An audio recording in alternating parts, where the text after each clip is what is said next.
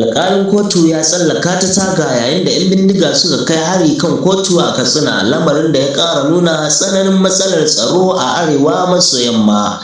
Wani mummunan al'amari da ya sake jefa al'ummar jihar Katsina cikin firgici ya faru a ranar Laraba, bayan wasu da ake zargin 'yan bindiga ne suka kai hari harabar kotun shari'a da ke ƙauyen Gwarzo, ƙaramar hukumar Matazu, inda suka nemi alƙalin kotun Muhammad Muktar da zargin cewa manufarsu ita ce kashe shi ko kuma yin garkuwa da shi. Rahotanni sun bayyana cewa harin ya faru ne da misalin tsaka na rana, lokacin da ake gudanar da zaman kotu kamar yadda aka saba. Maharan waɗanda suka iso ɗauke da manyan makamai sun kutsa cikin harabar kotun suna harbe-harbe domin tayar da hankali da firgita ma'aikata da jama'ar da ke wurin. Bayan shiga cikin harabar sun fara tambayar inda alkali Muhammad Muktar yake, sai dai kafin su kai ga ɗakin shari'ar, alkalin ya hango shigowarsu daga nesa. Cikin gaggawa ya ɗauki matakin ceton rayuwarsa ta hanyar tsallakawa ta tagar kotun, inda ya tsere kafin maharan su iso ofishinsa. Wasu mazauna yankin sun ce wani mai babur ne ya taimaka masa ya bar yankin cikin gaggawa.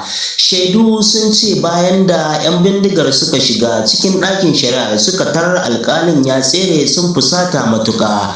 An ruwaito cewa sun ci gaba da harbe-harbe tare da yin barazanar cewa idan alkalin ya sake dawowa domin ci gaba da zaman kotu a yankin za su kashe shi. Lamarin ya jefa ma'aikatan kotu, masu shari'a da mazauna yankin cikin matsanancin firgici, inda mutane suka watse domin neman mafaka yayin da ake jin karar harbe-harben. Wannan hari ya sake nuna irin kalubalen tsaro da ke addabar wasu yankunan jihar Katsina tsawon shekaru.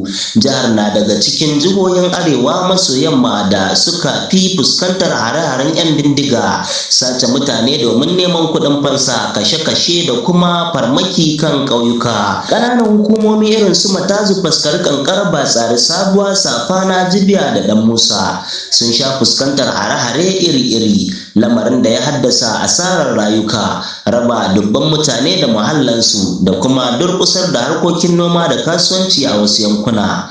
Masana harkokin tsaro sun ce kai hari kan kotu ya bambanta da hare-haren da aka saba gani, domin kotu na ɗaya daga cikin muhimmin cibiyoyin gwamnati da ke wakiltar adalci da bin doka.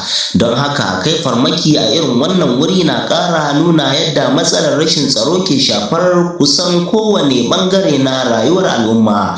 Masu lura da harkokin sha'anin shari'a sun bayyana cewa idan alƙalai da ma'aikatan kotu suka fara fuskantar barazanar hare-hare yayin gudanar da aikinsu, hakan na iya shafar yadda ake gudanar da shari'o'i, musamman a yankunan karkara da ke fama da matsalolin tsaro.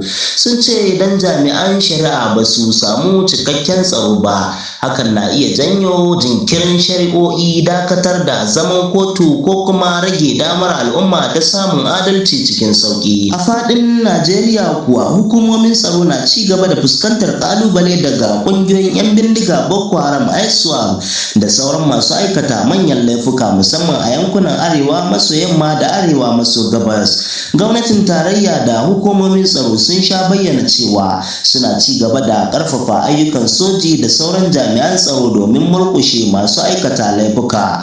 Duk da haka, ana ci gaba da samun hare-hare a wasu yankuna, abin da ke nuna cewa har yanzu akwai buƙatar ƙarin matakan tsaro da haɗin kan gwamnati da al'ummar wajen magance matsalar. Ya zuwa lokacin haɗa wannan rahoto ba a bayyana cewa an kama waɗanda suka kai harin ba, kuma hukumomin tsaro ba su fitar da cikakken bayani kan matakan da aka ɗauka bayan faruwar lamarin ba.